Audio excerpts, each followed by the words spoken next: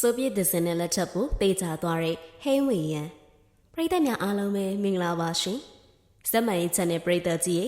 မင်းသားကျော်ဟိန်းဝေယံကတော့ချစ်သူနဲ့လက်ထပ်တော်မယ်လို့ဖွင့်ပြောလာခဲ့ပါတယ်။ပြီးခဲ့တဲ့ရက်ကဟိန်းဝေယံရဲ့မွေးနေ့ပွဲမှာမင်္ဂလာသတင်းကိုဟိန်းဝေယံရဲ့ဖခင်ကိုယ်တိုင်အတည်ပြုပြောကြားခဲ့ပါတယ်။ဟိန်းဝေယံဟာလွန်ခဲ့တဲ့15နှစ်ကျော်ကအစတော်ဝိုင်းစစ်ခိုင်သိန်းနဲ့လမ်းခွဲခဲ့ပြီးတဲ့နောက်ချစ်သူရည်စားမထားပဲတယောက်တည်းနေလာခဲ့တာပါ။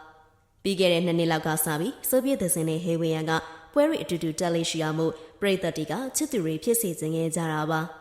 ပရိသတ်တွေကရှစ်ပေးကြလို့နှစ်ယောက်သားချစ်သူတွေလားဆိုရဲကောလာဟာလာတွေလည်းထွက်ရှိခဲ့ပါသေးတယ်ဒါပေမဲ့ဟင်းဝရံနဲ့ဆိုဗီယက်ဒဇင်နှစ်ယောက်လုံးကတော့ချစ်သူတွေပါလို့ဝန်မခံကြပါဘူးအခုတော့2025နှစ်မကုန်ခင်မှာဟင်းဝရံကမင်္ဂလာဆောင်တော့မယ်လို့ပြောလာခဲ့ပါတယ်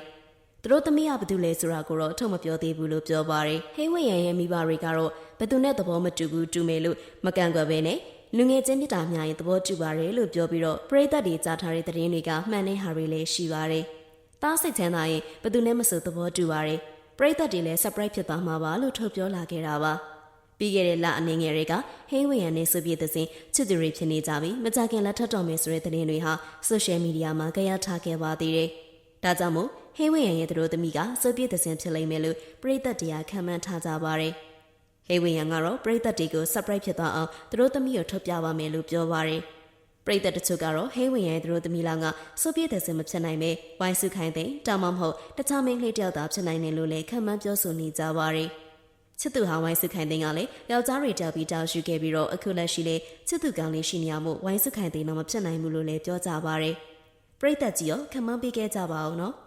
ဟင်းဝေယံလက်ထပ်မဲ့သူဟာဆိုဗီယက်ဒဇင်လားတခြားမင်းကလေးလားဆိုတာကွန်မန့်ရေးပေးခဲ့ကြပါအောင်နော်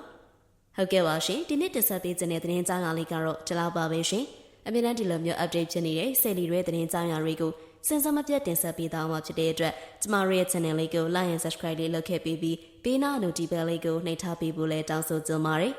နောက်ဆက်ရပေးခဲ့ကြတဲ့ပရိသတ်ဦးတယောက်ချင်းစီတိုင်းကိုလည်းကျေးဇူးထူးပဲတင်ရှိပါရရှင်